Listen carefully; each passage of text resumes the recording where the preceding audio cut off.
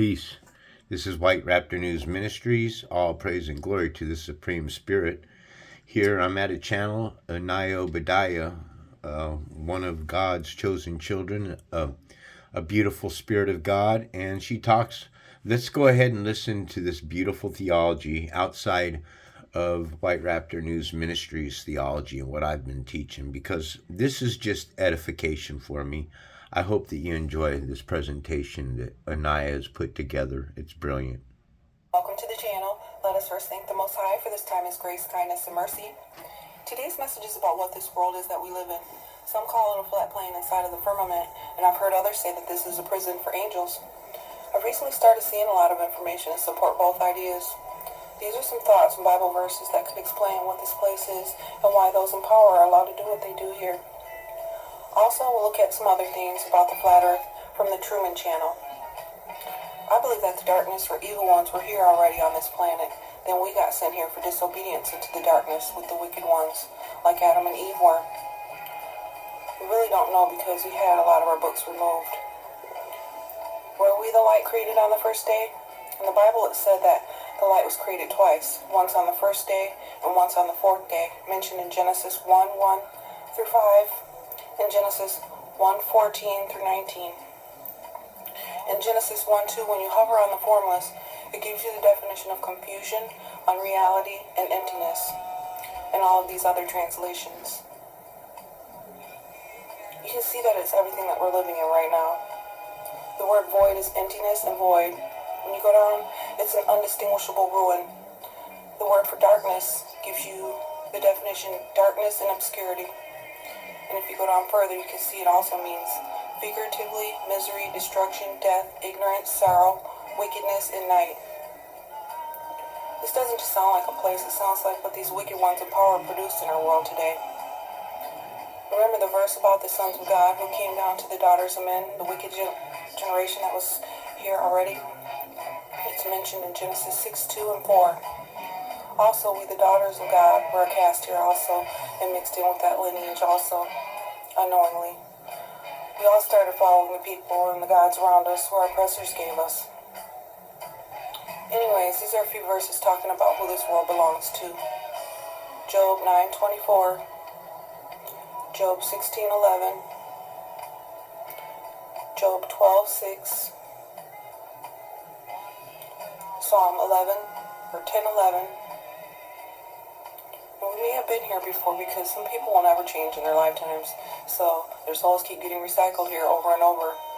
There was a movie out talking about passing through the wall of memories. It had the flat earth model with the barrier around it, and they were talking about how a person had no memories after passing this wall. That movie could possibly be a real scenario or a concept. Our Creator may have knew that we wouldn't learn our lessons if He just told us exactly what we did wrong. It was our job to know and know not to do it. He's been telling us and our ancestors over and over throughout history, through His laws, statutes, and commandments. We probably exalted ourselves like we do today, saying stuff like, "Oh, I'm a chosen one," speaking with a sense of entitlement. I said this before, but yeah, we have been chosen, alright, chosen to come to hell. And the same attitude is probably what got us sent here. We gotta humble ourselves. The only thing special about us is that we have a chance to be redeemed into the kingdom. The Most High may have said to Himself when He sent us here, "If my children want to exalt themselves, disobey me, or even act like the heathen, then I'll reduce them to the babes that they are and allow them to dwell with the heathen." So, it seems like going through this life to see if our works and actions are genuinely righteous. We are being humbled, tried, and tested, and hopefully refined and purified. Seems like the time has come now that we're all starting to be judged at the same time, when at first it was only us. So, this may be the literal last time for everybody. You know that great and terrible day when the Most High will destroy all evil permanently? Daniel 11:36 speaks about the king shall prosper till the indignation be accomplished. So, at 12:24 the Spirit led me to this. I cross, pass through, and step across. The verse that goes with this is Luke 16:26. It's about the story of Lazarus and the rich man. The rich man went to hell and could see Lazarus on the other side of the veil or outside of the firmament in heaven. These are pictures and verses that I got from the Truman Channel. These first ones are from his video called 75 Bible Verses Proving Flat Earth. The first verse talks about the four corners. And these talk about the earth being God's footstool. The other two talk about the compass bounds and earth being still and not moved. And this last one was to show that Isaiah knew the difference between a circle and a ball or a sphere. His other one was the sun's path proves flat earth. It basically shows the locations of where the eclipses on the globe have showed up and where they will show up in the years to come. When you look at the locations on the flat map, it shows what path the sun is really on. It goes round and round, making a circle like a clock.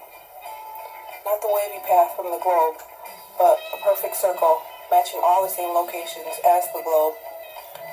These maps, you can compare the location, and you will see that these are the same places. So, I'm going to just read this verse. Ecclesiastes 3:16 through 18. And moreover, I saw under the sun the place of judgment, that the wickedness was there, and the place of righteousness, that iniquity was there. I said in my heart, God shall judge the righteous and the wicked, for there is a time for every purpose and for every work. I said in my heart concerning the estate of the sons of men, that God might manifest them, and that they might see that they themselves are beasts. So, You can see here in Genesis 6:2 that there's clearly two different types of sons, or people, or even species. This is saying that the sons of men are beasts. We are the sons and daughters of the Most High. This isn't talking about us. This next verse, Daniel 7:17, talks about the beasts. I just want to stop rising out of the earth. Stop this right here for a second. Let me close some of these boxes up real quick, and then we'll pop up here and we'll look at Genesis chapter 1, verse 25, Bible Hub. Okay, this God here, look, this God here is Elohim. Okay, Elohim are both good and evil. You understand? This God is a two-faced God that created the beast. This God made the beast of the field according to their kinds. The God that made the beast of the field, you got to understand the beast of the field are these right here. Images of troops marching in ranks. These are your beast of the field right here. Each nation's army, all of them, the boots on the ground. You understand? These are the beasts of the field. They're also called troops of animals and flights of locusts. These are the ones that go into other people's other countries and they kill, right? They destroy. Okay? They've showed you how the behavior of American soldiers after they've destroyed, when they took over in Iraq, let's say. Remember when they took over and they showed you pictures of them stacking up all of the bodies and all of the soldiers taking pictures of themselves with the dead bodies? That's kind of, disgusting. So these are the beasts of the earth that she's speaking about. And then also you got to remember that they're here. Then God said, this is the same God again. God Elohim said, let us. Elohim, who is this saying, let us? This may be a conversation taking place between Enki and Enlil. Enki, Yah.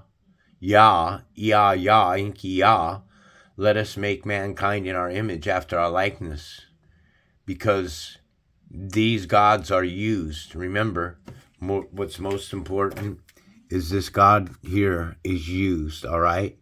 And what's being created here on the sixth day of creation. And then it's this God here, the same God that said, let us. This is Elohim once again. Elohim is used, which would confirm what Anayah is saying here, that there are two different creation stories. This man that's created in an image of God is not the supreme creator. It's something that's created in an image, and it is an illusion.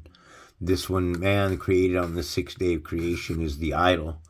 And it proves here that this is Jesus, because a phantom is a ghost, and Jesus was the one that died on the cross, and he gave up the ghost. So this is their home. We have to accept our judgments and endure what has been dealt to us, all while defending our honor at the same time. Vengeance is the Most High's. Although we've had good brothers and prophets in the past that have led us, just know that it is the Most High that we should always honor and glorify. Only. So, that'll be all for now. Thank you for listening. May the Most High forgive, heal, guide, and protect the true seeds and all those who glorify Him and our loved ones. All praises to the Most High alone. Shalom. All right, guys, there you go. All praise and glory to the Supreme Spirit, the authority, the writer, the author, the power, the force, the source that moves all things in place, the Almighty One, the all you can see, the all you cannot see, the visible and invisible, the eternal self-existing Spirit without beginning, without end, the true God of truth. He is worthy of praise. This is White Raptor News Ministries.